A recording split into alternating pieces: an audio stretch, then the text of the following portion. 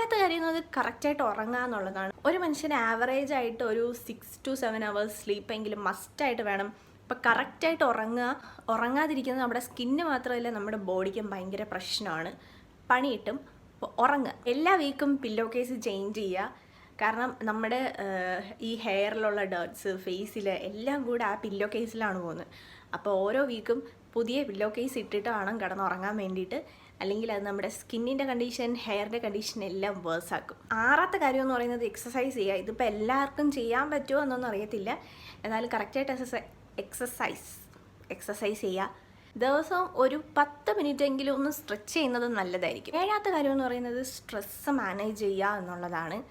അപ്പം stress manage ചെയ്യുക എന്ന് പറഞ്ഞാൽ ആവശ്യമില്ലാത്ത കാര്യത്തിനൊക്കെ സ്ട്രെസ് അടിച്ചുകൊണ്ടിരിക്കുന്ന കുറേ ആൾക്കാരെ ഞാൻ കണ്ടിട്ടുണ്ട്.